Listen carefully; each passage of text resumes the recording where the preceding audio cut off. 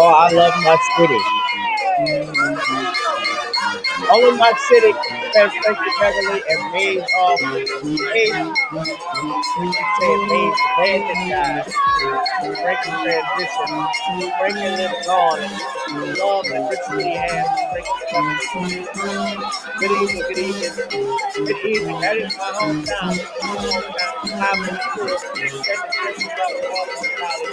Last Monday, they did a second live for Frankie outside Claiborne Avenue.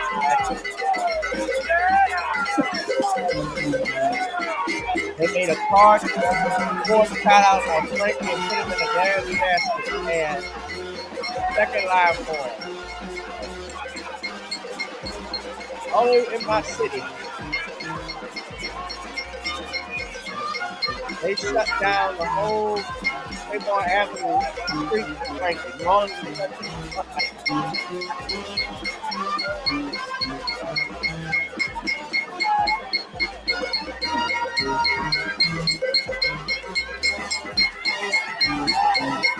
they do it before I let go there. Yeah, yeah. So only New Orleans, and I had to show you this because this is what C1 needs. This is what the foundation of Black America in America needs. That they could show love to this brother through his career. Let me just do it for a second. Pause. Because I've talked and praised Frankie Beverly before, but only in this Frankie Beverly, only in this city. He may have been born in Philadelphia, but Frankie Beverly belonged to New Orleans, and he loved this city so much to the point that on his last tour that he did back in May, he stopped down in New Orleans, and people were all dressed in white just for him, just to celebrate him. You know, I regret Frankie is from Philly spirit, but New Orleans, something about New Orleans, I don't know what it is. We just love him. His live and his album, live Maze featuring Frankie Beverly live at the Saint Theater. I talk about that all the time. Is one of the best, I guess, one of Maze's best-selling albums. Now, Maze featuring Frankie Beverly, they made 8 albums total, and they only sold about, I want to say 4, according to what I saw, and I doubt that. I think it's probably more than that. They sold 4.5 million records. But for them to have now, they may have not been the best-selling R&B group of all time, but that's okay because we love their music. We love what Maze did. We loved what Frankie Beverly did. He was true to the foundation. He was true through and through, where he was able to create a wonderful mix of rhythm and blues that we all loved and listened to, that we played at every cookout. It didn't matter if he didn't win a Grammy. It didn't matter if he didn't get an American Music Award or a Billboard. I don't know what the others are, get recognized by Billboard magazine. We supported him. We loved him, which is why he had a stellar career. He didn't have to cross over. He stayed true to us. And so we just loved him. We loved the culture, everything about it. You know, Before I Let Go, you know, songs like that, Before I Let Go and Joy and Pain, you know, there's a message in those songs. Running Away, which is my favorite, he talks about how if I had my way, I tell you what I do. I make it okay for peace within you. We all got trouble. Some of us have to learn, if the things you want most, the things you've got to earn. So that's the thing. That's what I like. So Maze had a message in it, but the music of it and how he did it was great. Running Away is a hit. That's my favorite Maze song. I have a bunch of them. I mean, I like all of them, but Running Away, something about it just makes me get on up. Running away, running away, running away, running away. Thank you, Spirit of Justice. You saw me on Dana last night. Yeah, shout out to her. So I wanted to talk about this, man. And y'all saw from the thumbnail that I had, I was gonna do how New Orleans did a whole second line. This is a whole second line on Claiborne Avenue.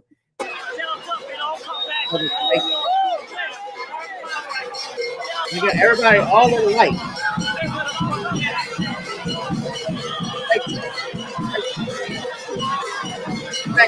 Time. New Orleans. Oh, let's go up and chill out.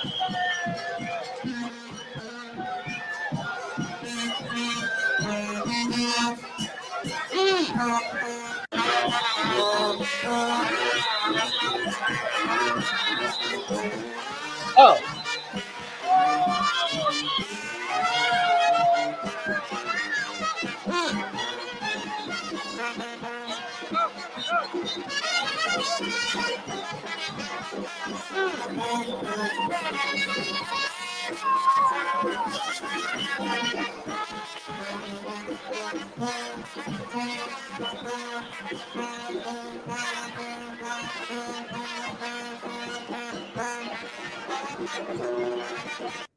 Oh, I love it. I love it. I love it. I hope y'all love it too. That's B1 family.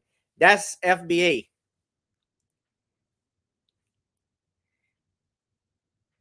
That's 504. That's Creole. That's all of it. That's gumbo. Oh man, I love every minute. Make sure, ladies and gentlemen, you smash up the likes, smash up the likes, hit that notification bell. Yeah, I had to talk about it because we had to show love for Frankie Beverly and Mays. And also, while I'm up here, I also want to show love to the Jackson family again, as I was able to reach out to Taj and he responded back to me via text message. I just told him, he said thank you for the condolences that I sent to him.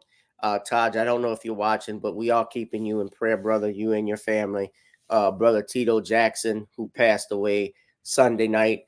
You know, we are losing, this is reminding me of something, because a lot of the artists from the 70s and even the 80s, guys, they're leaving. They're transitioning to Earth, out of Earth. They're going to the next realm. So we got to spend as much time as we can going to see their performances, supporting them. If you get a chance to see Stevie Wonder in concert, go do it. If you get a chance to see, you get the chance to see Smokey Robinson, go do it. Lionel Richie, go do it. Diana Ross, go do it. Go see them. You don't know how much further. My dad and I, a couple of years ago, we went to the Temptations concert in Baton Rouge. Of course, we weren't there to see Otis, but nobody was coming to see Otis. I started to say that because I was center stage and I could see him. I started to say it out loud, but I didn't. I'm the one on the records. Yeah. David Ruffin and the Temptations. And I refuse to let you go. Ain't nobody coming to see you, Otis.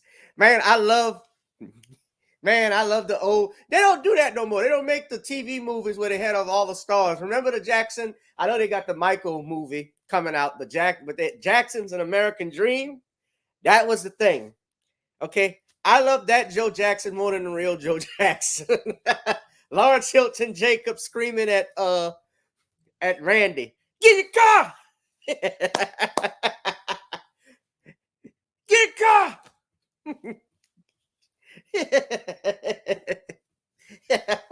Get your car. Get the car.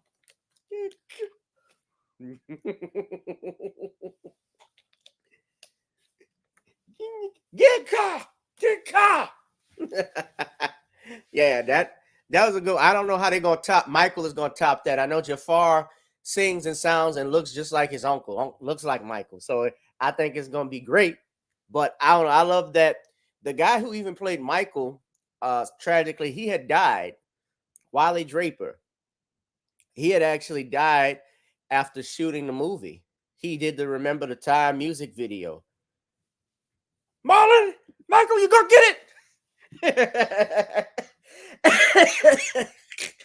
Just switch. He's in Beverly Hills. He's in LA in a mansion telling his millionaire boys, just switch.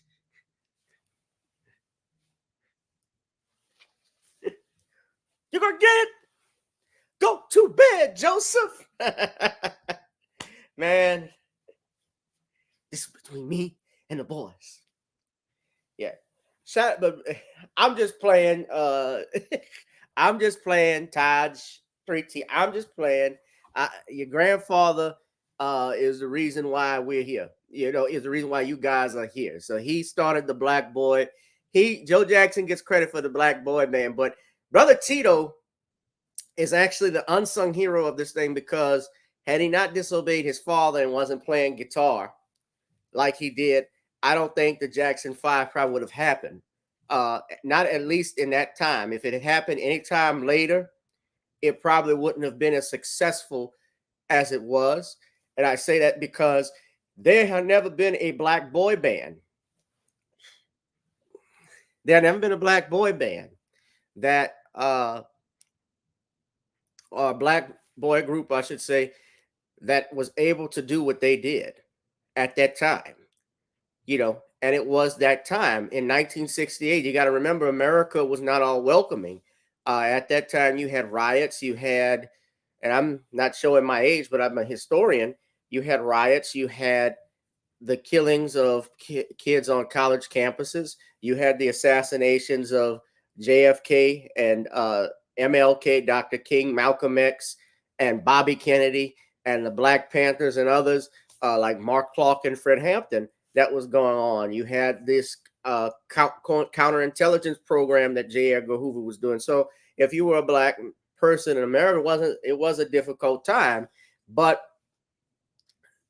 black Americans were proud to see this beautiful black family, these group of boys who were talented, who could play drums, who could play keyboard, who could play the guitar and dance, doing it so well. And Michael was the star of the show, no doubt. But his brother Tito is the unsung hero of that. And without him, I don't think we're going to have the success of a Michael Jackson or even a Janet Jackson or the Jackson 5 or the Jacksons in general. So brother Tito gets a salute from me for helping to push forward this black boy band. Of course, his father had the idea, but shout out to the Jackson family, to Mother Catherine. I'm praying for her too because she's lost another son.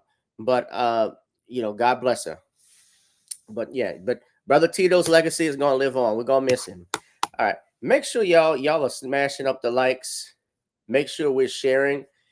Also, if you love me for my time, pay me for my time. Now, yeah, I did Dana's show yesterday. Thank you, brother. Thank you, brother Spirit. Yeah, I enjoyed. Shout out to Dana. I enjoyed the show. It was interesting. A couple of the characters on there were interesting to say the least. The brother Gray, who he was on that. He's really on that Democratic plantation, man. I'm gonna just say it. The stuff he was saying, he was polite with me, but I couldn't believe the stuff he was saying about this stuff. The Democratic Party, it's because of them we able to have a black president and a black woman vice president. I was like, Negro. I didn't get off because I know Dana was getting ready to wrap it up when he said that. But I had to question him because I said, you do know that it was the Democrats who fought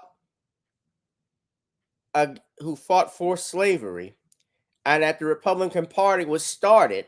Now, this is just facts. The Republican Party was started to fight the expansion of slavery. He said Lincoln was his favorite president and he freed the slaves. Lincoln did not free the slaves out of the goodness of his heart. He did it because it was going to help the Union. You got to remember, you had no strong allies at that time. There were some who fought and believed, yes, slavery was a sin and it was wrong.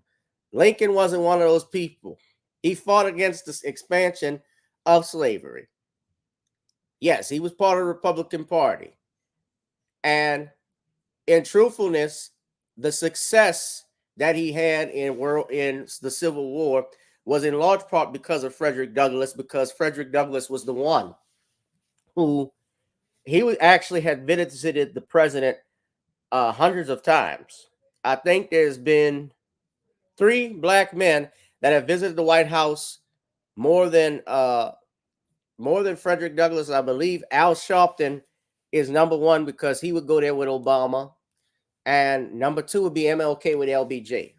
But Frederick Douglass would visit the White House all the time, and he was the one that pushed for the Negro, for the freedman to join the army, for the slave to join the Union Army and fight for his freedom.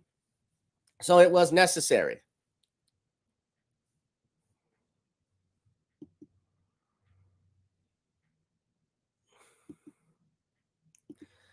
Hi, Catalia.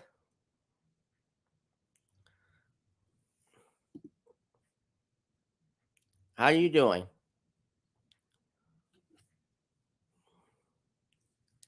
Yeah, Terry Jones is quoting, "Get a car." My favorite is Kiki Palmer. Have y'all seen Kiki Palmer when she does Angela Bassett after Joe cheats? Baby, give me some ice cream.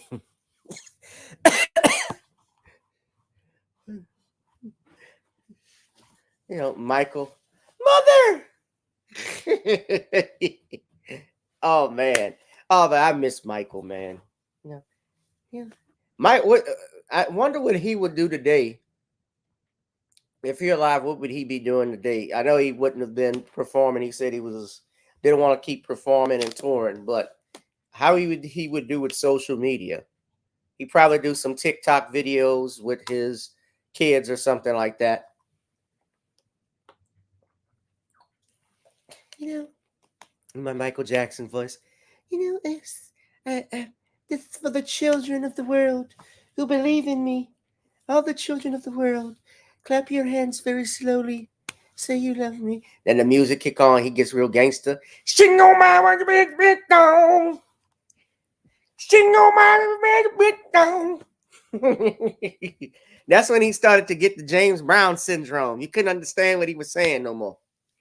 Yeah, that's right. I'd be on YouTube because real media, that's crazy. That's insane. The media lies. Lies runs sprints, but the truth is a marathon. Single man with a big, big dog. All right. Yeah. All right. I'm not going to keep messing with Michael. So, a couple of things I want to get in tonight. Hold on a second. Why is this doing this? All right. Guys, make sure we are smashing up the likes. Hit that notification bell. Hit that like, share, and subscribe. How many of you know we talked about one of the things we talked about on Dana's show is that Kamala Harris, the vice president, was on was doing an interview with the National Black Journalists Association. And hold on a second. Let me do this. Let me stop for a second because I got to see. I want to know why because we're live right now. I'm trying to see. Usually, we have more people in the chat in the video. We have more people that come on, and I'm not seeing, for some reason, I'm not seeing myself on X, even though I should be live on X.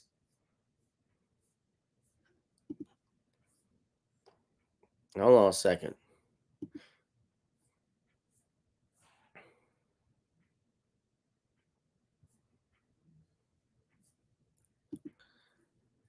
He said, you talking about Al Sharpton? I don't want to hurt my voice, but let me do my Al Sharpton for y'all. I think you should be fired. This is Reverend Al Sharpton. You know, I talk like I got potato salad in my mouth. But I'm here to tell you, if you don't vote for Kamala, you are voting for that lying dog Trump. Meanwhile, we got pictures of Al Sharpton hugged up with Trump at the Tyson Holyfield fight. Whenever them fights were, yeah, Al Sharpton was always hanging out with Trump. Yeah, man, get the fuck out. Get your ass out of here. You deflated balloon.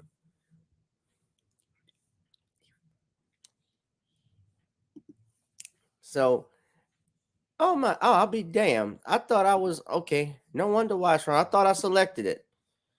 So that's why I don't see it. That's why we don't see it. Okay. Hold on. We got to get our family back on X. That's why I messed up. I thought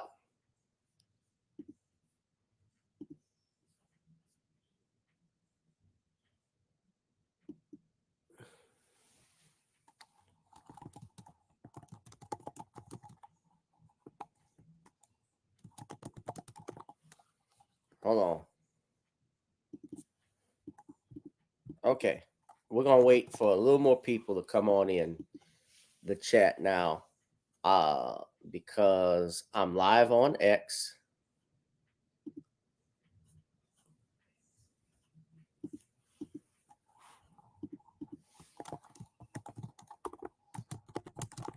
Hold on.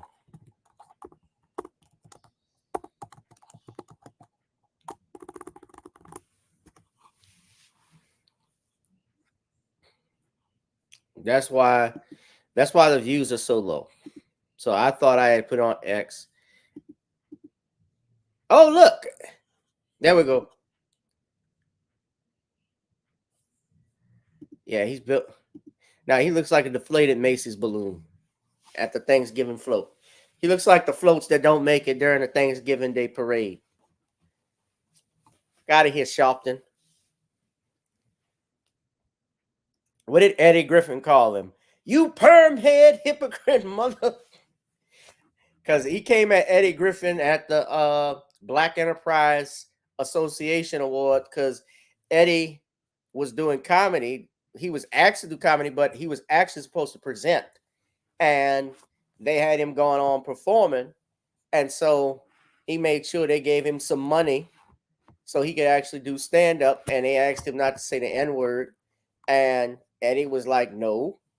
He said, if you want Bill Cosby, go hire Cosby. And supposedly Earl Graves Jr. told him it was okay. He could go do his show. And they cut his mic off when he started when he started performing. And so he did that. He did a special, Freedom of Speech. Y'all should watch, that was on Showtime like some years ago. I still got the DVD, but Eddie Griffin's an OG. Shout out to him. I love him. But yeah, man. Yeah, but Al Sharpton was one of the guys that went at him, and he said Al Sharpton wasn't even at the show. And he said Al Sharpton is always hanging out with him. They drinking and saying everything. You know, he's like, "What's up, my nigga? You pern? What's up, my?" You know, say, "I got a question for you, Al. You're a reverend. Where's your church?"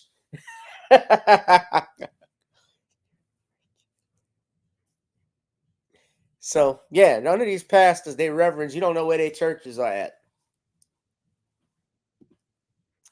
But I digress, ladies and gentlemen. Let's go ahead and get this thing started. If you're watching via X, please leave something in the comments. How we doing, my X family?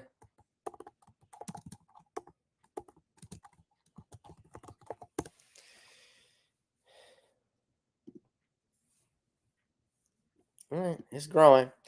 So what I want to talk about, and we talked about this on Dana's show yesterday, was the full interview, the interview that Kamala Harris did with the National Black Journalists Association. I know I got it mixed up there. I don't know how it looks like, National Association of Blowjobs. No, that's the right way they got it, but I say national.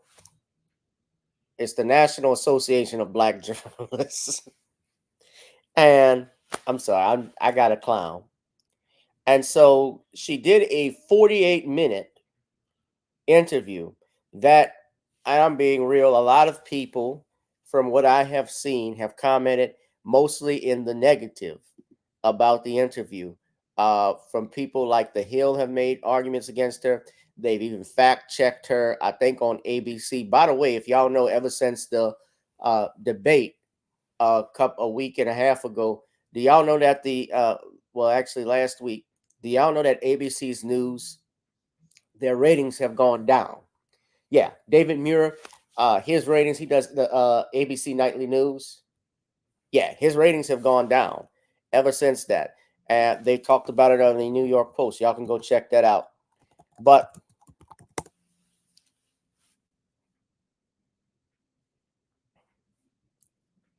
that was on the New York Post, New York Sun, Washington Examiner, Outkick.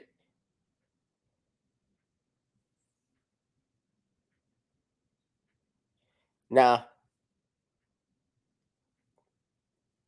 Mediaite is saying that he saw a surge on Monday. You don't know, man. I mean, this is a problem with media when it's corporate bought and it's supposed to, and it's supporting political interest instead of being neutral. You see different things. I'm seeing Fox News, of course, I know what they go. Washington Examiner is saying his ratings take a hit. Outkick is saying the ratings took a hit, but Mediaite is saying no. This rating surged on Monday.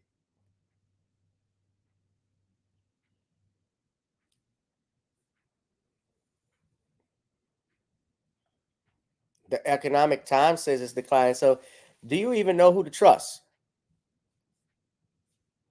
with all of this? So, let's go back.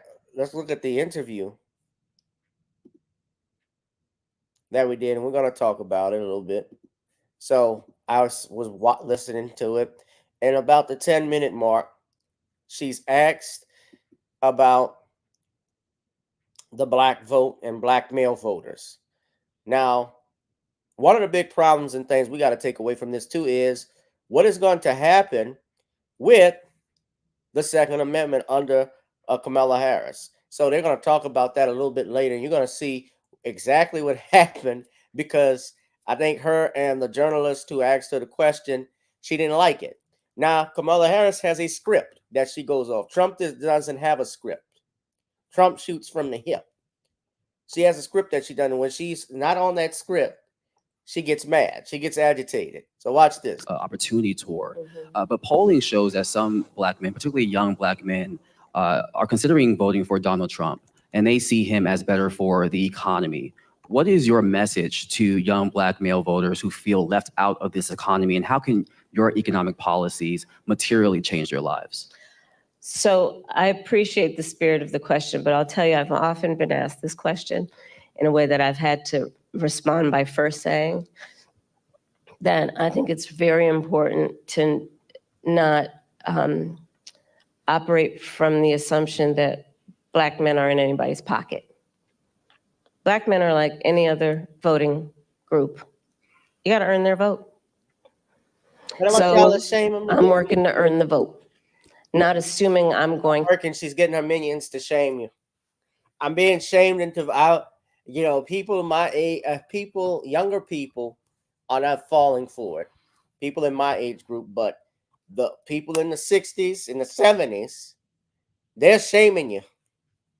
That vote shaming stuff, the shills, like Ricky Smiley, Steve Harvey, D.L. Hughley, Luke from 2 Live Crew, all of them, they want to shame you. To have it because I am black, but because the policies and the perspectives I have understands what we must do to recognize the needs of all communities. And I intend to be a president for all people. Specifically as it relates to what we need to do, to your point around economic opportunity. Yes, I started way before I was at the top of the ticket at what I called an economic opportunity tour, focused on black men. Understanding that, for example, we have so many entrepreneurs in the community who do not have access to capital, but they've got great ideas, an incredible work ethic, the ambition, the aspiration, the dream, but don't have the relationships necessarily. So my work has included, as vice president, getting billions more dollars into community banks, including working with the big banks to do that, so that we can increase access to capital for our small businesses, for our startups. Part of my plan under my economic opportunity plan going forward is that right now, startup entrepreneurs, small businesses only get a tax deduction of $5,000. Nobody can start a small business with $5,000. So I'm expanding that to $50,000.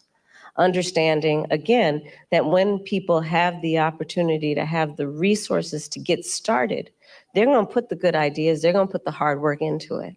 And part of what I also know is that our young black men, our black men, just like any group of people, anybody, our small businesses are really. Hold up a second.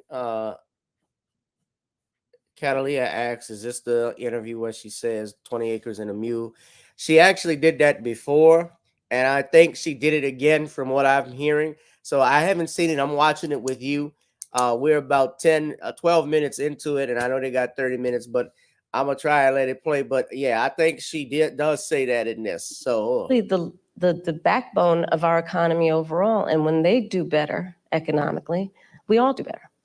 Part of my work is about understanding what we need to do in dealing with, for example, the historic inequities that have faced the Black community around home ownership, right? I don't have to go through the history with anybody here about what that has meant in terms of redlining, what that has meant in terms of biases and home appraisals, and what the impact it has had on stemming the opportunity to build intergenerational wealth because of those obstacles. So part of the work that I have done and will continue to do is identify, speak truth about those obstacles and address them. Another example is medical debt. 1 in 4 Black families or individuals is more likely to carry medical debt than others. So part of my perspective, and as vice president, part of the work that we have done is to say that we're gonna eliminate medical debt from being on your credit score. Because until now, medical debt worked against your credit score, and people know their credit score like your weight, right? You know that number. And the difference between what that number is and what it needs to be is the difference between you being able to get a car loan, a small business loan, or even a leasing on an apartment. And so part of my approach is understanding the obstacles that traditionally and currently exist to allow anyone, including Black men, be able to achieve economic wealth. And I'm gonna tell you, I don't think it is sufficient to just only talk about economic policy around reducing unemployment. It is an important marker, and I'm proud of the work that we've done thus far, but it should be a baseline there, everybody's working. The point is, do people have an opportunity to build wealth? If that's what they choose to do, if that's what they want to do. And a lot of my perspective as we go forward is just that. I believe that there are a lot of opportunities that are available to the American people if we see people and understand what they want for themselves and their families, and then meet them where they are. Madam Vice President, I want to switch gears a little bit and talk about the war in Gaza. You've called for a ceasefire hostage deal and a two-state solution as an end to the war for many months now. And while you've expressed support for Israel to defend itself, a two-state solution and a ceasefire are at odds with what Benjamin Netanyahu has said is their right to defense. If it matters, as you say, how Israel defends itself, where do you see the line between aggression and defense? And our power as Israel's ally to do something? Okay, a lot to unpack in what you just said. So let's start with this. I absolutely believe that this war has to end, and it has to end as soon as possible. And the way that will be achieved is by getting a hostage deal and a ceasefire deal done. And we are working around the clock to achieve that end. Stepping back, October 7, 1,200 Israelis were slaughtered, and actually and some Americans, by the way, in that number, slaughtered. Young people who were attending a concert, women were horribly raped. And yes, so I have said, Israel has a right to defend itself. We would. But Madam Vice President, I think my ask is the difference between aggression and defense. But it's important to put it in context, which is what I'm doing, and I'll get to that. And so how it does so matters. All right, let her finish. And far too many innocent Palestinians have been killed, women and children. We have seen with horror the images coming out of Gaza, and we have to take that seriously. And we have to agree that not only must we end this war, but we have to have a goal of a two-state solution, because there must be stability and peace in that region, in as much as what we do in our goal is to ensure that Israelis have security and Palestinians in equal measure have security, have self-determination and dignity. A question for you on that, though. What levers does the U.S. have to support Palestinians in their right to self-determination? And is it even possible as Israel's ally? Well, absolutely. I will tell you, I have been actively involved in, for example, meeting not only with Israeli officials, but with Arab officials to talk about how we can construct a day after scenario where we participate in ensuring those exact goals that I outlined, including as part of the principles that should be applied to those goals, that there be no reoccupation of Gaza, that there be no changing of the territorial lines in Gaza, that there be an ability to have security in the region for all concerned, in a way that we create stability, and let us also recognize in a way that ensures that Iran is not empowered in this whole scenario in terms of the peace and stability of the region. But absolutely, the United States of America absolutely has a role, which is why we have been active, in particular with the Qataris and the Egyptians, around attempting to get a deal done and get it done as quickly as possible. Madam Vice President, just to follow up really quickly, is there a specific policy change that you, as President of the United States, would say you would do that would help this along? Because you've gotten a lot of credit for emphasizing the humanity of Palestinians. But what I often hear from folks is that there's no policy change that either you or President Biden have gone and said they would do. Is there a specific policy change as president that you would do in our helping of Israel? We need to get this deal done. And we need to get it done immediately. And that is my position, and that is my policy. We need to get this deal done. But in the way that we send weapons, in the way that we interact as their ally, are there specific policy changes? Well, Eugene, for example, one of the things that we have done that I am entirely supportive of is the pause that we put on the 2,000-pound bombs. And so there is some leverage that we have had and used. But ultimately, the thing that is going to unlock everything else in that region is getting this deal done. And I'm not going to disclose private conversations, but I will tell you, I've had direct conversations with the Prime Minister, with the President of Israel, with Egyptian leaders, and with our allies. And I think we've made ourselves very clear this deal needs to get done in the best interest of everyone in the region, including getting those hostages out who, I mean, we saw the latest example of what happened with the six most recently, one of whom was an American citizen. That's to finish our line. Say to those that say that's not enough. She's got to finish the script. I'm going to keep playing more, but I got some stuff too that we got to go over, because what you're going to see is that they had to fact check things that Ms. Harris, Vice President Harris, had to say. Some things they fact checked her on, and they supported some stuff she said that was true. For instance, I'm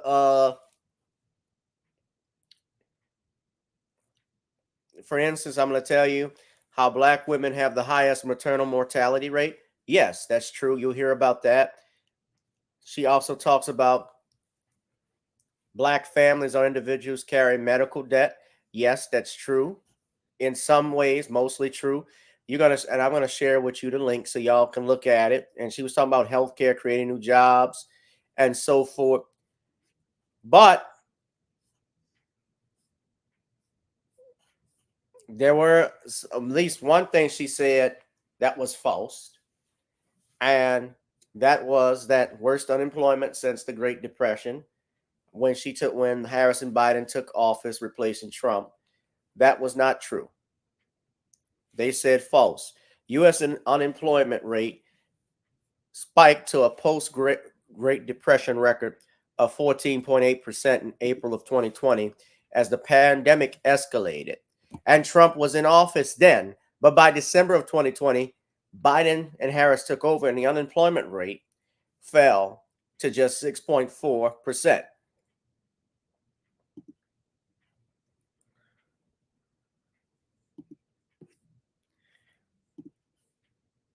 So this is Al Jazeera. They were fact checking things that she was saying. Those correspondents that were there were from, and you can see right here, from Political, Eugene Daniels. When he was talking about Gaza, that was him. Eugene Daniels. You also had the Griot White House correspondent and managing editor of Politics, Garen Keith Gaynor, and WHYY Fresh Air program co-host Tonya Mosley, who were the moderators. So this is what they were talking about, and we'll play it. I'm going to finish playing the rest of it. Bear with me. I know it's a lot.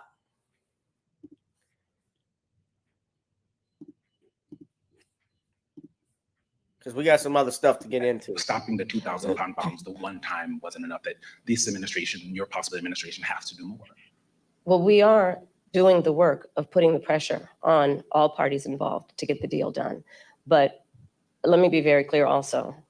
I support Israel's ability to defend itself.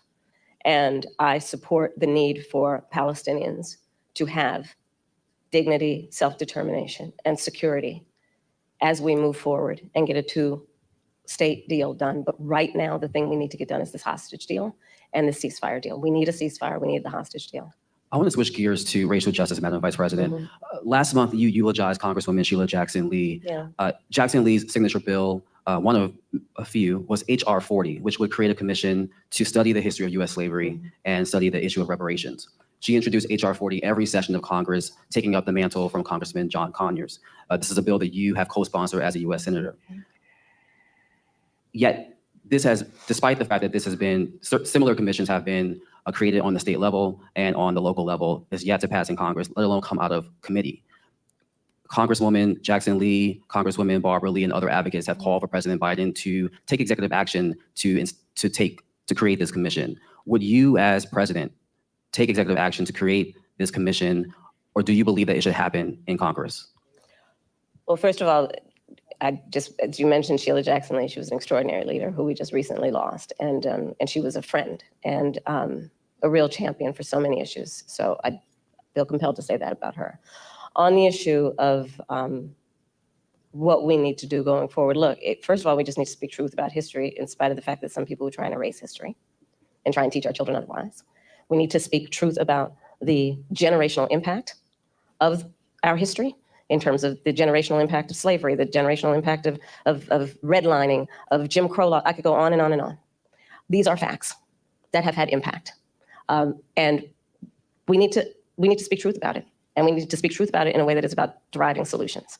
And frankly, I think that we, and part of that is studying it to figure out exactly what we need to do. But part of what we can do right now is, for example, what I'm talking about in terms of building an opportunity economy, which is addressing explicitly the obstacles that historically and currently exist and dealing with them: student loan debt, medical debt, bias in home appraisals.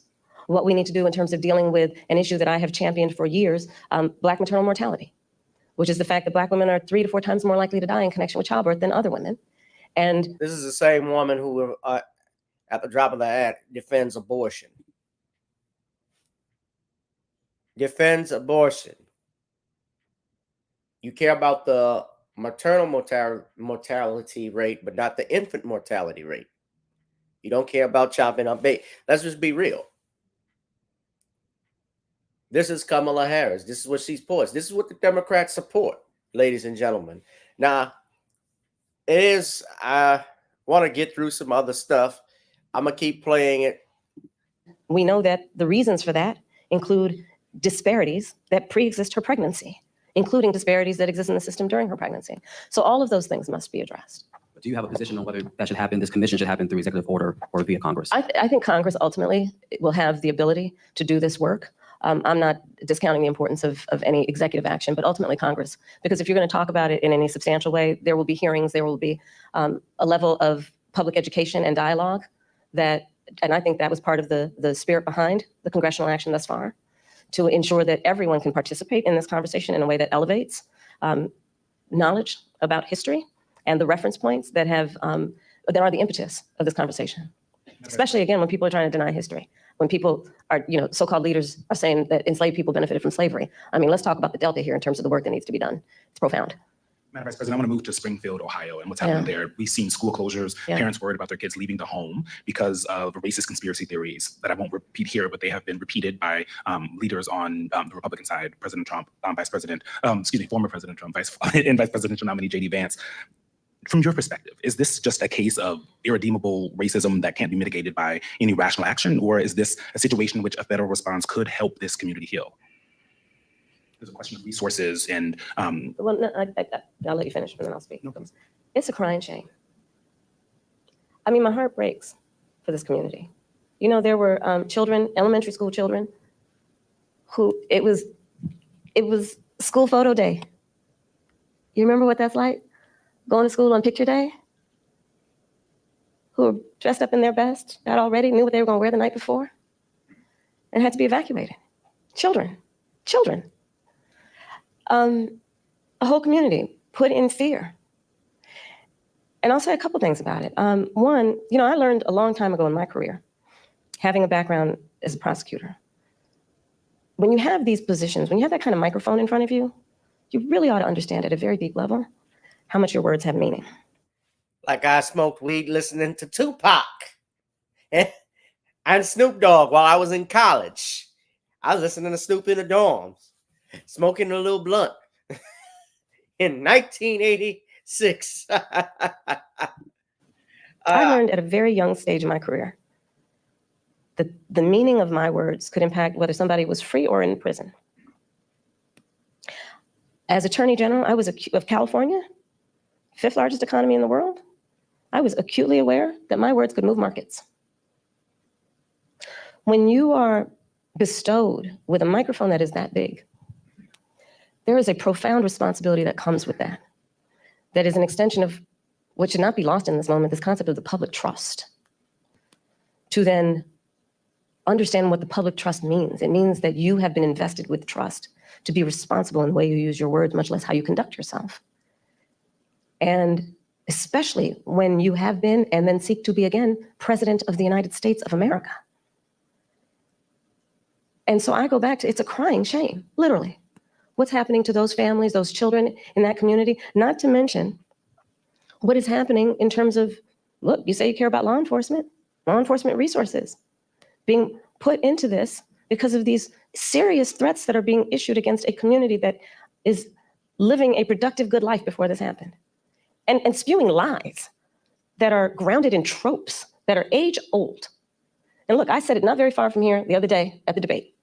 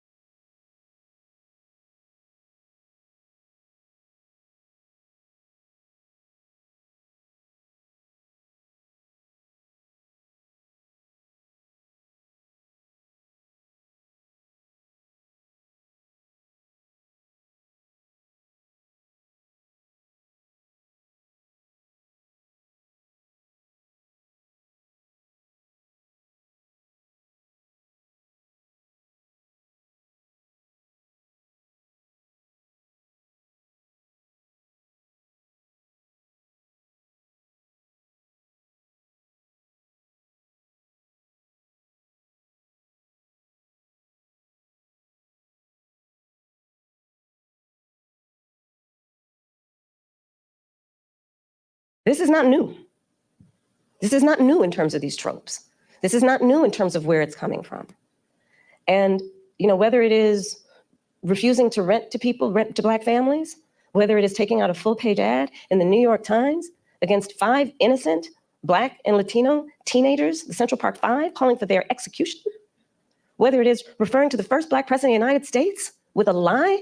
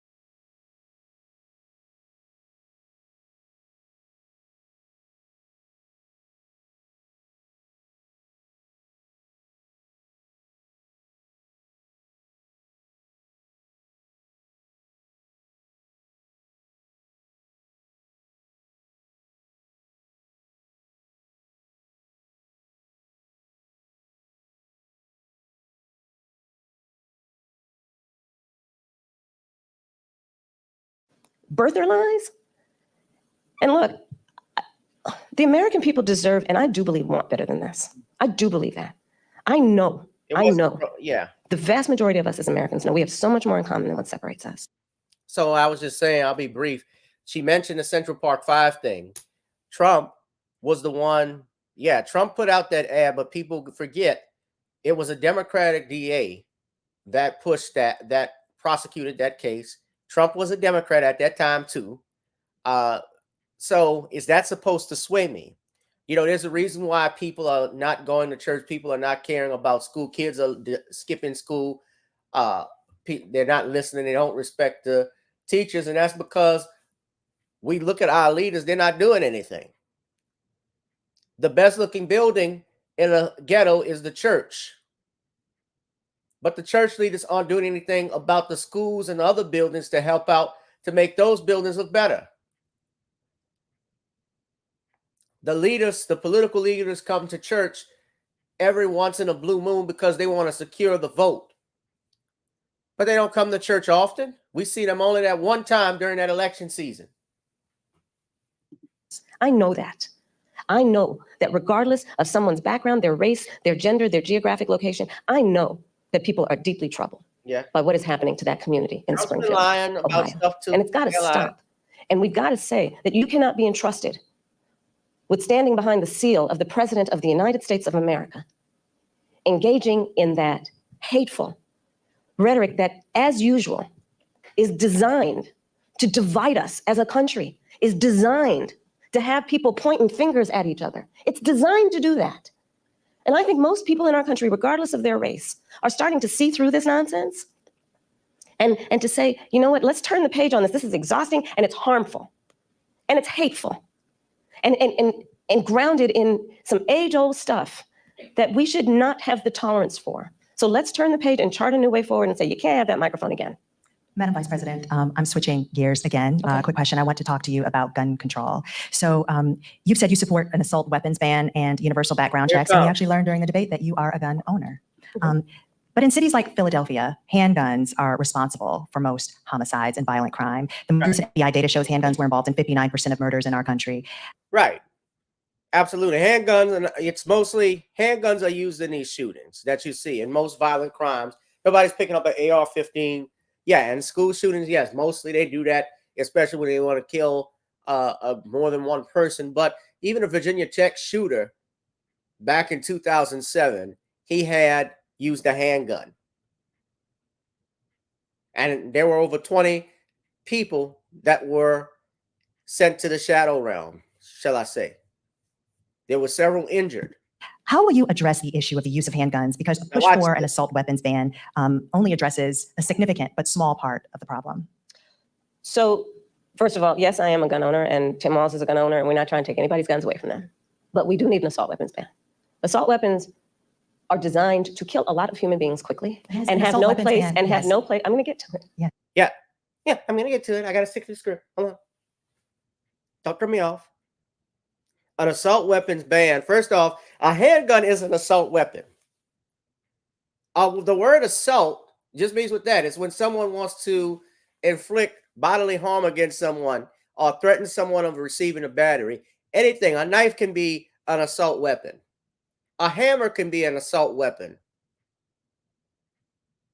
A hanger could be an assault weapon, depending on how you use it. So she talks about this ban, and that's where we draw the line with. How are you going to inflict that? There are already several hundred laws, gun laws on the books in this country.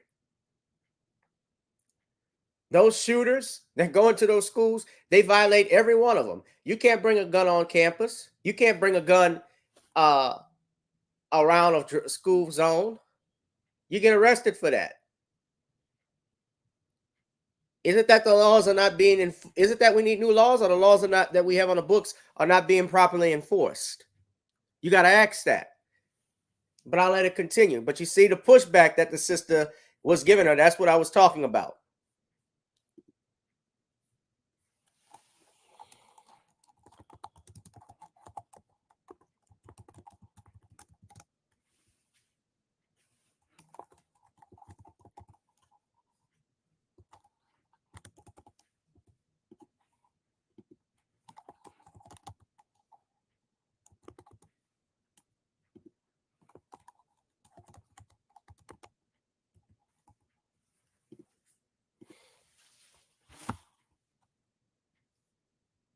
Let's continue.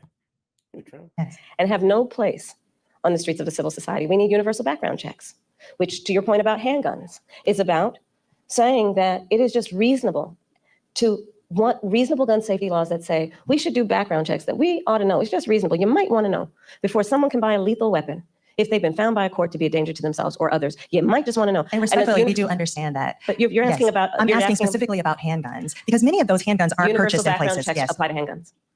But those, and the sister saying most of those handguns are not purchased legally anyway. That's true. Yes, they do. But in many instances, those handguns aren't even bought lawfully. Yes. Which is why I also have been very adamant for years. In fact, I myself protested at a gun show probably 10, 15 years ago about the gun show loophole and why we need to close that. Because what ends up happening is that gun shows at flea markets, gun dealers are not, under existing law in the past, required to register their sales. And so you are exactly right that a lot of homicides, for example, a good number of them, I have the statistic in front of my mind, are committed with illegally purchased guns. And that's why we need to. How don't we prosecute maybe that you should go after the bad guys? Background checks, they already have that at stores if you purchase it. They talk about these loopholes at these gun shows. I've been to a couple of them.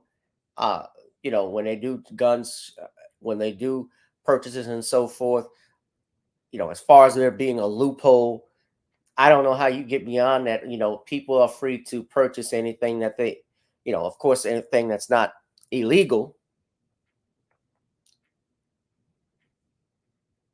And we talk about handguns, but let's say you get rid of the assault weapons, or what you call an AR-15, which is not, the AR doesn't stand for assault rifle in that, by the way, stands for Armalite. But if you get rid of those, what if we have more shootings with handguns? What's going to happen with that? Just saying. Can't someone go into a school and commit, sadly, a shooting, or even a church, a mass shooting, killing more than one person, and that cause a problem? Are they going to call for that ban? To address each entry point in the issue, including universal background checks, closing the gun show loophole, and what we need to do as a general matter to focus not only on reaction to crime, but prevention of crime. So you're raising a very important issue that has many facets, including what we need to do in terms of reasonable gun safety laws and what we need to do around crime prevention, what we need to do around crime deterrence. But listen, I have personally prosecuted homicide cases. I have held the hands of mothers who have come to me crying, who have said, I only want to talk to Kamala, because they knew when they sat down, I would treat them with the dignity and respect that they were entitled and due about the loss of their child, often their son, to gun violence, and the need to take it seriously. And we must take it seriously in every way, understanding it's not just about a soundbite.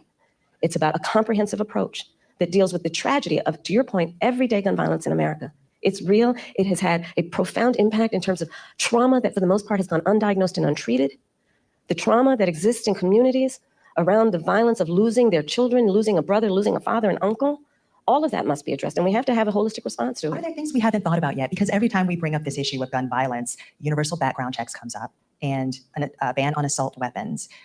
Are there other solutions that you're also thinking about that will get at this issue? Absolutely. For example, part of what we did as vice president with the president, we were able to pass the first meaningful gun safety legislation in 30 years. And part of what that involved was millions and millions of dollars to put more mental health counselors in public schools, right? Because we know that there is an aspect of this that is about treating the trauma and dealing with it at its source before it ends up manifesting itself in a problem. There is the work that we need to do that is about putting resources into communities around violence prevention. I've been a big advocate of that for years, which includes what we need to do around putting resources into community-based intervention that is not just requiring on the good people in the community to volunteer to do the intervention, but actually paying people to do it because it's a full-time job. It's about understanding what we need to do to, again, understand that, to your point, we have to have a holistic response to this issue and prioritize it instead of reacting to the tragedy that sadly they are too predictable. Let's all agree, enough of that. There are very few solutions that we haven't thought of. We need to put the resources into them. Madam Vice President, we want to move to the topic of reproductive access, something that you have worked in leading on both for the administration, Democrats, and now the top of the ticket. You said that as president, you would want to codify Roe. If it came to your desk, you would sign a bill that did that. Roe protected access until fetal viability, which it also says is, quote, at about 7 months, but may occur earlier, even at 24 weeks. So do you similarly support also codifying Roe's restrictions, we which almost allows at the states to end, ban y'all. abortion in the 3rd trimester of I know it's pregnancy tough, unless but I want necessary to show to save y'all the the mother's rest of life? this. We need to put the protections Watch of Roe the v. Wade back into handshake. law. And when that bill gets passed by Congress, I will proudly sign it into law. Understand what is happening in our country. Over 20 states have passed what I call Trump abortion bans because I understand how we got here. The former president handpicked 3 members of the United States Supreme Court with the intention they would undo the protections of Roe v. Wade. They did as he intended, and in state after state, laws have been passed criminalizing healthcare providers. I don't know if anyone here has heard most recently stories out of Georgia. Abortion.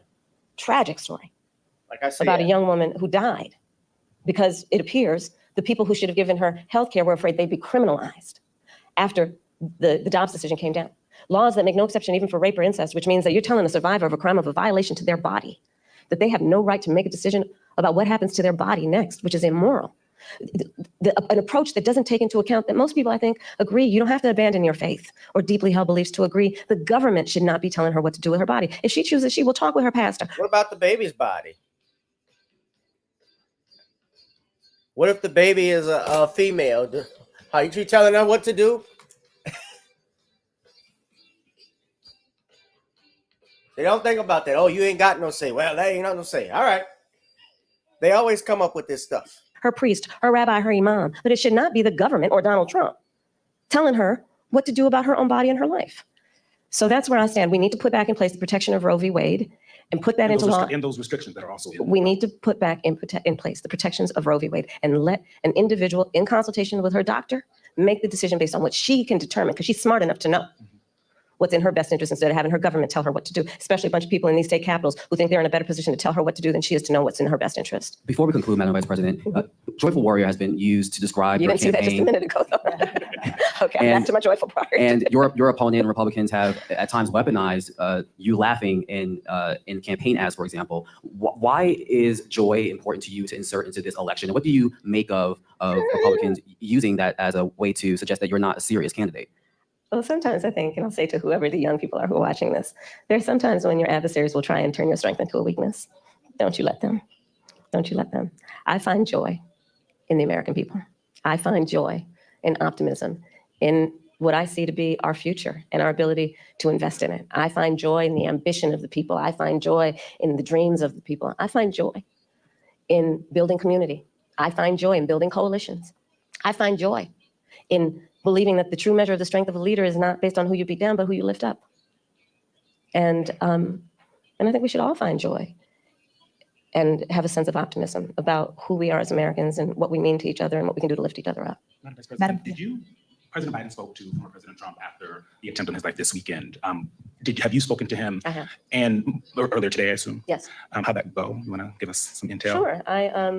I checked on to see if he was okay. Yeah. And I told him what I have said publicly. There's no place for political violence in our country. I am in this election and in this race for many reasons, including to fight for our democracy. And in a democracy, there is no place for political violence. We can and should have healthy debates and discussion and disagreements, but not resort to violence to resolve those issues.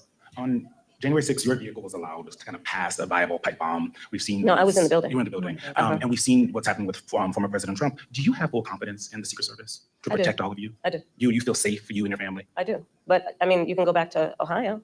Not everybody has Secret Service. And there are far too many people in our country right now who are not feeling safe. I mean, I look at Project 2025 and I look at, like the Don't Say Gay laws coming out of Florida. Members of the LGBTQ community don't feel safe right now. Immigrants or people with an immigrant background don't feel safe right now. Women don't feel safe right now. And so, yes, I feel safe. I have Black people feel Secret Service neglected. protection. Black people are neglected, Madam Vice President.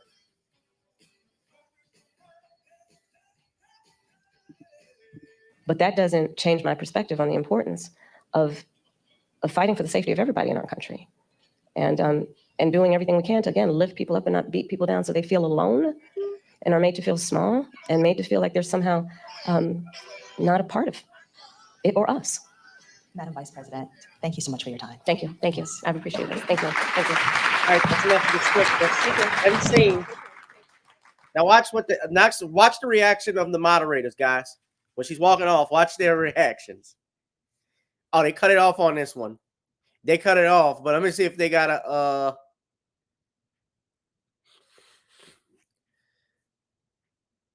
hold on a second.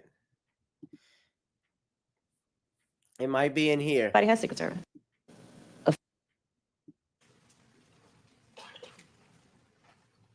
Made to feel like they're. They cut it off, but if you watch the reactions, they cut it off. There's another clip of it, and I was on Dana's show last night, so they've edited it out. So when we came, President Trump. They've edited it out. I appreciate that. You look at it, but Without they further cut ado, their eyes. Vice President Kamala Harris. This is in Philadelphia. I was looking at Fox 29 Philadelphia where it was shot. It has over 18,000 views, and look at the likes to dislikes.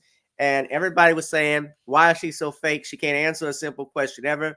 So if you came in with all these problems and you can't even crack the problem in 4 years, why are you even running for another 4?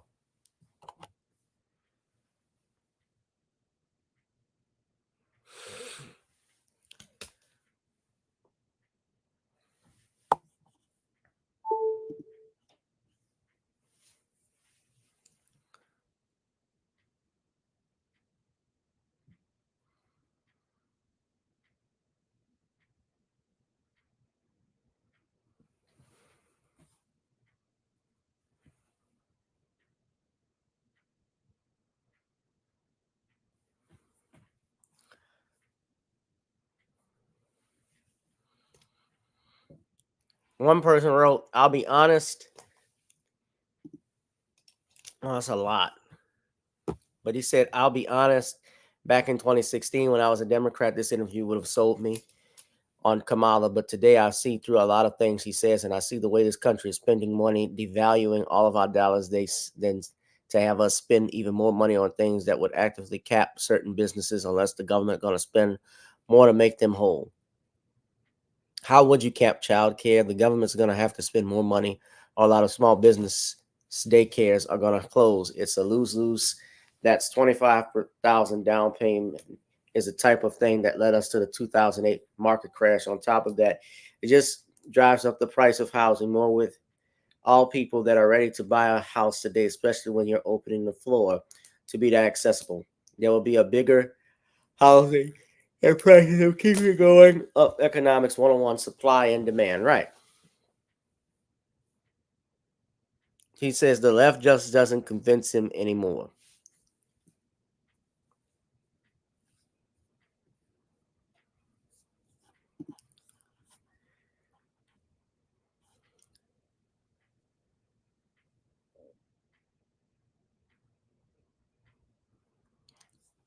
This lady wrote, why is it, what is it about anything that she had said that would have got you? Because she has not answered not one question.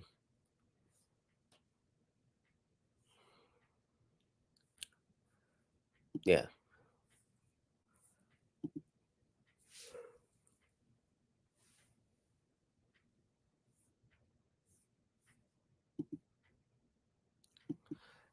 I've had a long, you don't know the type of day.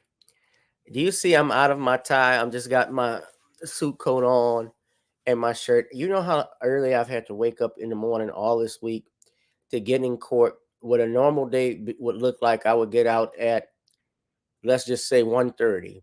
And I've gotten out at 3, 4 o'clock.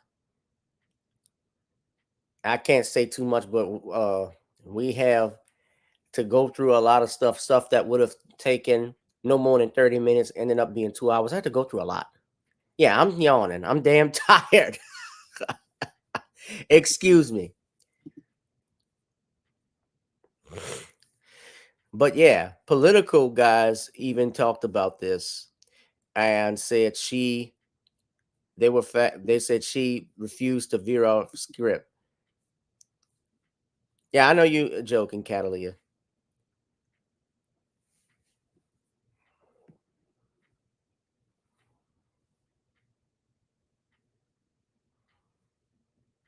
Look at what they have here. They said she largely stuck to a script. She refused to veer off script in her second high-profile interview.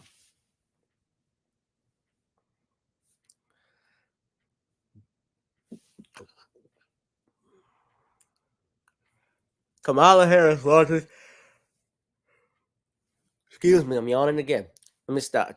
She largely stuck to her script during an interview Tuesday with a panel of National Association of Black Journalists members, carefully parrying questions about hot button issues like the war in Gaza, reparations, and other critical election topics. It was the vice president's second high-profile national media interview since announcing her presidential run. And though she spoke passionately at times about abortion rights and other policies, she did not break much ground or stray far from her talking points during a near hour-long conversation. Yeah, and keep in mind, even with that, she's actually done, if you're talking about her second interview, she did her first one with the vice presidential nominee, Tim Walz, her running mate. And she's done this interview. She did this interview, but she also did another interview, I think, out in Philadelphia as well. And honestly, they didn't really broadcast it that much, from what I recall. They didn't talk too much about it.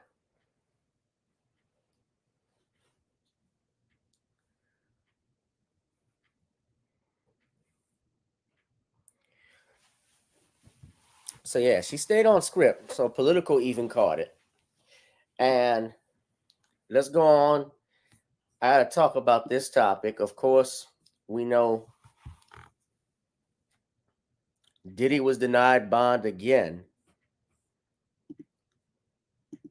He was denied bond again yesterday, but I talked about that with Dana, and that's the other news we want to get into. And I wanted to point out, of course, the judge in that case, me and Dana, we were talking about it. The judge in that case, again, he felt, I guess, that Diddy was some type of threat. So they said, nah, you're going to stay in here. You know, and they're talking about that prison he's staying in. They say it's it's like a hell, which I never thought prison would be heaven, but the way they've described it is how bad the conditions are in that jail for Diddy, and it's considered a downfall, which I think it would be. You're a multi-billionaire and you're stuck in, you go from 2 mansions to not even just a small, let's just say, 6 feet wide, 10-foot tall cell where you don't have a lot of space. You don't even have a pillow. They're not going to let him have bond. You don't even have a pillow to lay your head on when you sleep. So just think that might be where he's going to be for the rest of his life. And I'm not, of course, a Diddy fan. I'm not necessarily defending what he's accused of, but do I think there's more to the story? I think he pissed the wrong people off, if you ask my opinion. And there have been rumors I don't want to get into too much, because they talk about the freak-offs who were at the freak-offs that were there, because they say they had footage. He made them record stuff. Did he have things on there of high-profile people, political people, we should say? Now, I'm be speculating. I don't like speculating too much, but unless I have facts, I have seen stuff reported that's on X. I'm not going to report the whole thing I've seen because I want to make sure that it's correct. But supposedly there are some political figures, I'll just leave it at that, who were at some of these Diddy parties, like Epstein.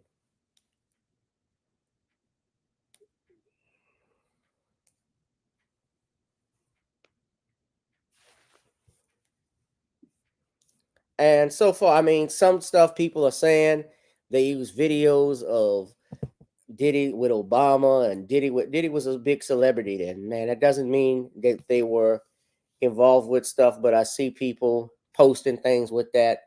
You know, I've seen that.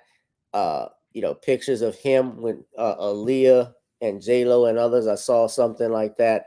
They had Shine come on and talk, and you know, Shine did 10 years in prison with that shooting, and supposedly Diddy was the one who actually did it. That's what everybody says. Now, I wasn't there, but they say Shine did his time for that. And supposedly, you know, him and Shine, you know, actually I saw a video that's online that's available. Sean said he had forgiven. He had forgiveness in his heart for him. No Diddy. Diddy dum, Diddy do. I'm going to play that video in a minute. But this is what his lawyer had to say. This is courtesy of Entertainment Tonight. News. Good afternoon, everybody. Happened So we made a bail appeal to Fair Judge use, by the Carter. way. It did not go our way. The fight continues. We're not giving up by a long shot. I told Mr. Combs I'm going to try and get his case to trial as quickly as possible.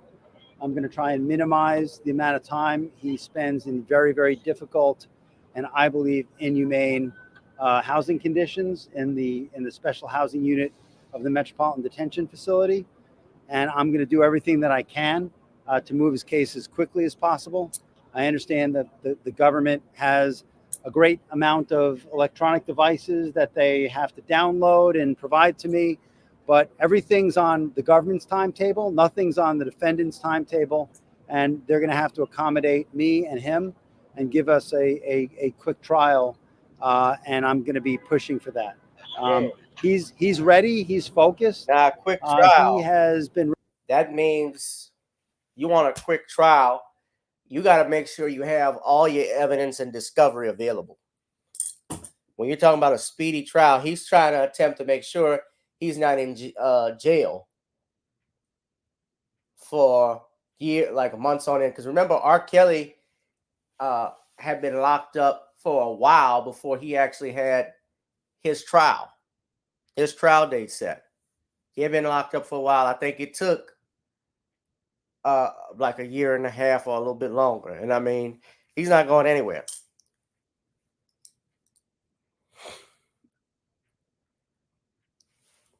Ready to defend this case since he first found out about this case. Nothing has changed from his perspective. I obviously would much prefer to fight this case with him out of jail, and we are going to try to bring that about through additional legal process. But wherever he is, his resolve is the same. He believes he's innocent. I believe he's innocent, and we're going to fight this case with all of our might until we don't have to fight any longer. I'm not really going to take any questions, but at this point, we are moving forward. We're preparing for trial as we speak, and we are considering our next steps and appealing the court. I've never heard of him. All right. Thank you all very much. So he's going to plan to appeal the second judge's decision. This was Judge Andrew. I want to make sure I get his name right. Diddy denied bond. I think this was Judge Andrew Taylor Jr.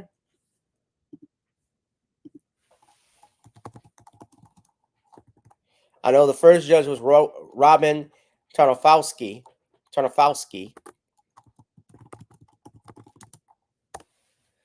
And Andrew Carter. Judge Andrew Carter Jr. said that the government had proved by clear and convincing evidence that there is no condition or set of conditions that will ensure the safety of the community, and the hip-hop mogul won't tamper with witnesses as prosecutors suggested was a possibility. So they're saying, you a threat to the community, you ain't getting out. Very much. I really appreciate it. He's doing good. Oh yeah, sure. Yeah. I'll do that. All right. So in the past, Essex County, New Jersey, it's a county facility, but it has a contract with the federal government, and you can get certain number of federal inmates in Essex County, New Jersey. And in my experience, it's an easier place to deal with.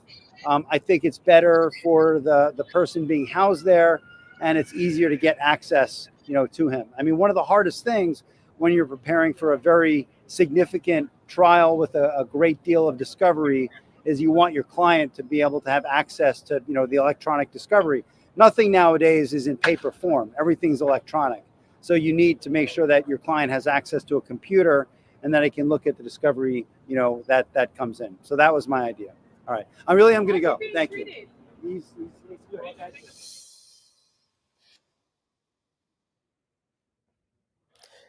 So it says here, according to Newsweek, Mark Agnifilio is a member of several bar associations. He graduated from Brooklyn Law School in 1990, getting his Juris Doctorate. He won the American Jurisprudence Award for outstanding performance in trial advocacy. He's a member of the New York State, the state of New Jersey, the United States District Courts for Southern and Eastern Districts of New York and the District of New Jersey, the Supreme Court of the United States, and the United States Court of Appeals for the Second Circuit. He has represented, I know for a fact he's represented Bill Cosby. He's worked several high-profile cases, including Keith Rainier, who's the founder of NXIVM, originally a multi-level marketing company, which evolved into what was described as a cult-like group. Rainier was charged with sex trafficking and racketeering, and he was sentenced to 120 years in prison and fined $1.75 million. Oh, Diddy's in trouble. I don't know what the facts and circumstances of that case. I'm Mark. I don't want to attack the attorney. So I've never heard of him, but of course, you love to get Johnny Cochran, but Johnny is no longer with us. But I know Mark is about to make him some bread. Now I want to share. Mark gonna make some big bread. Now Shine, this was the video I had on Shine because he spoke about Diddy and what his thoughts were.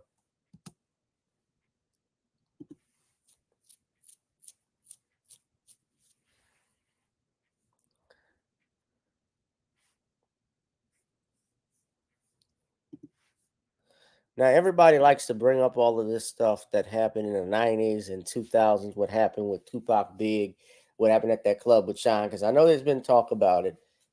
That's not what Diddy has been charged with. He's been charged with racketeering, sex trafficking, and prostitution, and these are felonies. So he was charged with the violations of the Mann Act and with RICO, basically a RICO charge. So this was the video I saw earlier. I was defending him, and he turned around and called witnesses to testify against me, and he contributed. He pretty much sent me to prison.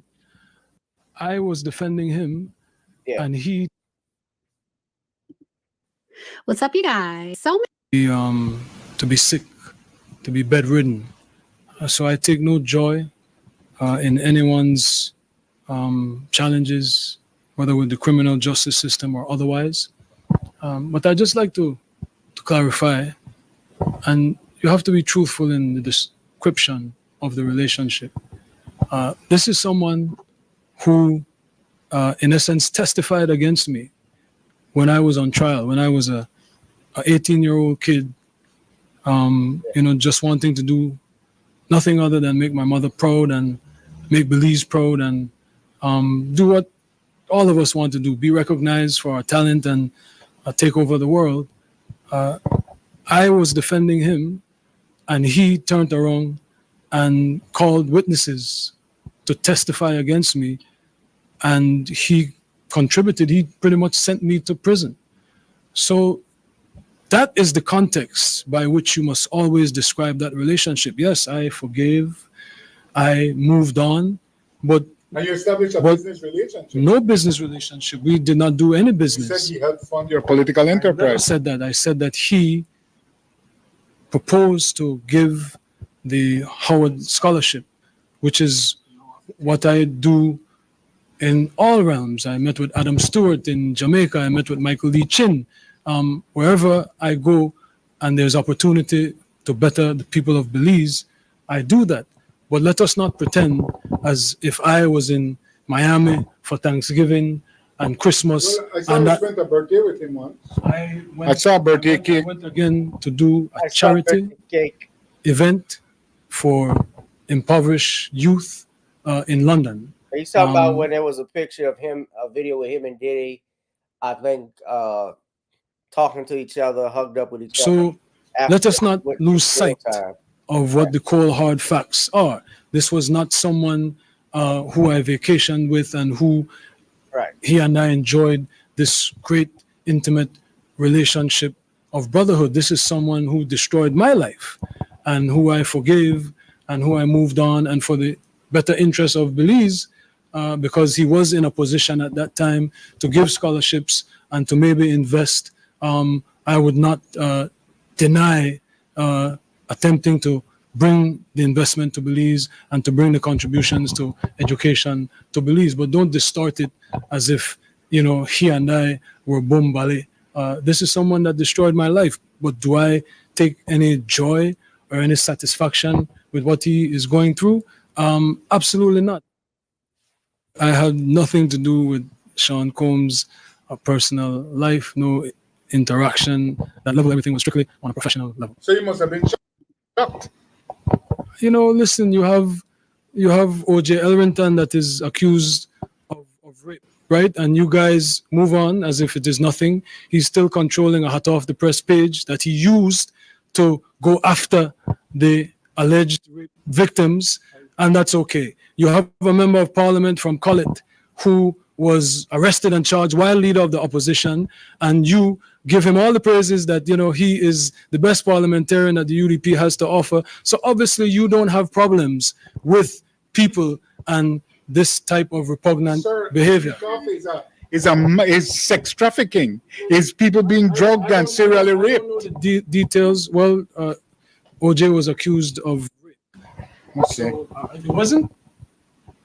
Fair. Okay. It's not a fair comparison. He was accused. But what does that have to do? Just like that has nothing to do with, just like that has nothing to do with me, Mr. Combs has nothing to do with me. I don't know what the hell he was saying. Yeah, Diddy is in some big trouble. Diddy is in some big trouble. Yeah, of course, you know, yeah, Queen Amadaya Shakur, she's been hitting me up because she's, I think, been trying to talk with me about Diddy. I've been at work, but I already know what I already know what she's talking about, what she wants to get into. But because she was talking about how Diddy was going to be arrested and charged soon, which, yeah, it happened. I told her to wait and see till the facts come out, but he hasn't been convicted as of yet. So we got to see what the allegations are. But of course, if you're a person, and this is just real, if you don't like someone, generally people that don't like the celebrities, when they get in trouble, a lot of people are going to say it's karma. They're going to say that person deserves it, whether they believe it or not. So, yeah, I just want to show that right quick. But I got to talk about this news before we get out of here. This guy, Mark Robinson, lieutenant governor out of North Carolina, is being asked by his fellow Republicans to withdraw from the race for governor. Lieutenant Governor Robinson, now Mark Robinson, how he got big was he went to, I want to say it was some type of meeting.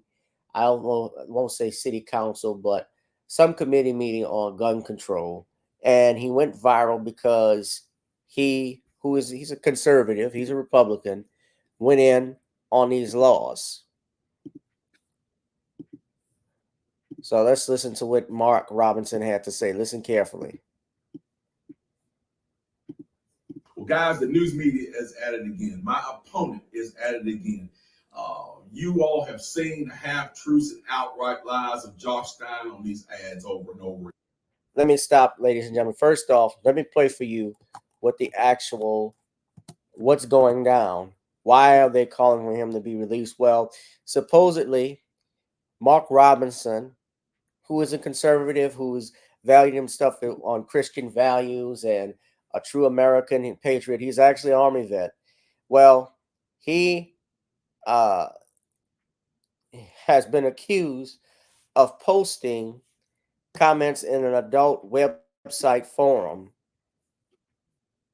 and supposedly he calls himself or makes the remark, this is what alleged to have been saying, "I'm a black Nazi." Now I'm going to play that video for you. So this is courtesy of Queen City News. Hold on. Now, we are staying on top of those bombshell allegations today and the potential for a major shakeup in the race for governor in North Carolina. There is pressure right now on Lieutenant Governor Mark Robinson from within his own party to get out of the race due to a story that CNN just published about him. CNN broke the story. Now, I know that Don Lemonade and Chris Cuomo, pun intended, are not there anymore. They, of course, Cuomo, I think, is on Newsmax now. And Don Lemonade, he's doing his own thing. But CNN, I know they don't go full liberal like they do, but they still lean that way at times. Now, I don't know whether it's true or not what the governor supposedly, the lieutenant governor supposedly did or said, but they're calling for him to drop out of the race. And that story came out, and this is in North Carolina. He's running against a Democrat. But tonight, he is insisting that he is staying in. Our Capitol reporter, Michael Hyland, staying on top of everything right now, live from Raleigh. And Michael, what is Robin saying about all of this?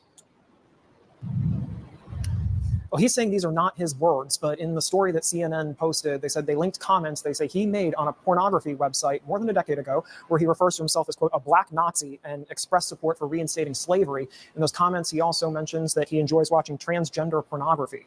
Robinson is pushing back on all of this evening, but many Republicans had heard these details were going to be reported and have been pressuring him today to drop out. One state Senate candidate, Scott Lassiter here in Wake County, has publicly called on him to suspend his campaign. Ballots are set to go out to military and overseas voters tomorrow. Robinson has been down in the polls all summer, trailing Democratic Attorney General Josh Stein and running behind former President Donald Trump. Sources tell us Republicans are concerned about Robinson's potential impact on other Republican candidates on the ballot, including Trump, especially in light of this story that just came out today. Robinson's campaign pushed back on this, even suggesting to me in an email today that this was all made up. However, we've heard consistently throughout the day from multiple Republican sources that these conversations about his campaign's viability are occurring. And in response to all of that, Robinson posted this video on social media late this afternoon saying he's not going anywhere. Clarence Thomas famously once said he was the victim of a high-tech legend. Well, it looks like Mark Robinson is too, by a man who refuses to stand on stage and debate me about. You quoted Uncle Clarence. There you go. I can't support you right there. About the real issues that face you. Instead, they want to focus on salacious tabloid lies. We're not going to let them do that. We are staying in this race. We are in it to win it. And we know that with your help, we will. The head of the State Board of Elections says the deadline to withdraw is tonight. If that happens, the party's executive committee could choose a replacement. However, Robinson's name could still appear on the ballot. In that scenario, any votes cast for him would go to the replacement nominee. But as you heard from the lieutenant governor, at this point, he is staying in this race. Live in Raleigh, Michael Hyland, Queen City News. Yeah, quite a developing story. We'll stay on top of that right now. Michael, thank you from Raleigh and also Queen City News. We'll continue to stay on top of this from our website at qcnews.com for the latest on the investigation.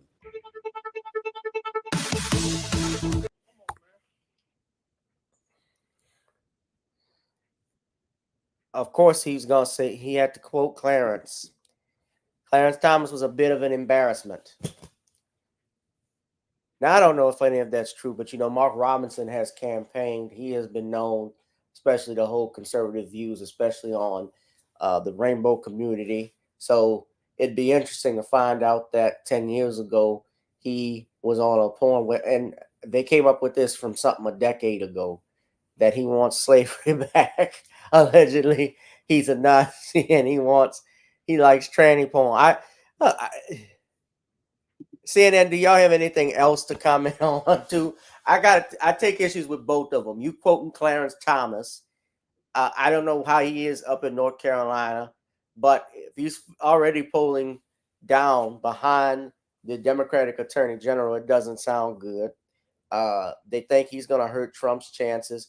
I think people are going to vote for Trump regardless. The race for, y'all really think that people are not going to vote for Donald Trump because Mark Robinson stayed in the race? They don't think of black Republicans like that, man. They don't think of them like that.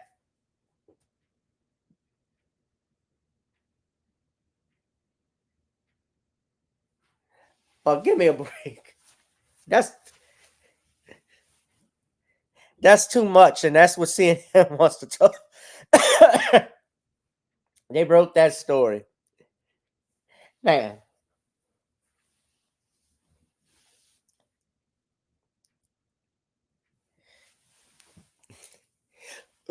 I like slavery. Bring it back, that tranny porn.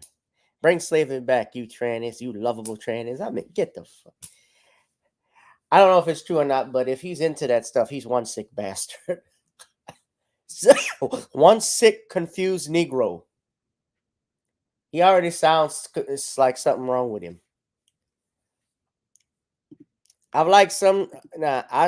He did stand up against that bathroom and sports thing, and I agree with that. I do agree with that, but yeah, if it finds out he did stuff like this, yeah, people do look at you side-eyed. Politics, ladies and gentlemen, is anything goes. Nothing's off limits. Anyway, I'll finish this video. He was talking. And I'm yawning again. I'm sorry. Too much yawning. That means it's time for me to go, guys. I think I'm going to need a shower and a nap and something to eat. But yeah, I've had a long day. But Catalina, thank y'all. Look, y'all love me for my time. Pay me for my time. Drop something in the Cash App. You see the link at the bottom. You see the ticker there. Drop something. You know the channel's not monetized. Smash up the likes, ladies and gentlemen. Hit that like, share, and subscribe button. Shout out to all who have watched me on Rumble, on X, on Facebook. We got us on Facebook and YouTube, ladies and gentlemen. Thank you, thank you, thank you. I'm going to wrap this up. Thank you, Catalina. All right. Make sure you hit that like, share, and subscribe button. Also, order The Commonwealth of Pennsylvania versus William H. Cosby on Amazon Kindle. And I will see you all in the next one. We got to have Andrew come back on one day. My X profile name, I'm going to put it, actually, Catalina, in the chat. And while you do that, Catalina, why don't you send me an email, because I like to talk with you about something.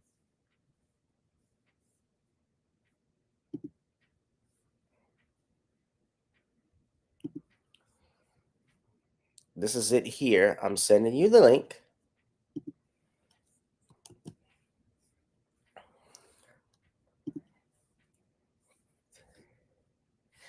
Oh, oh, oh, oh. Sean is not coming back on.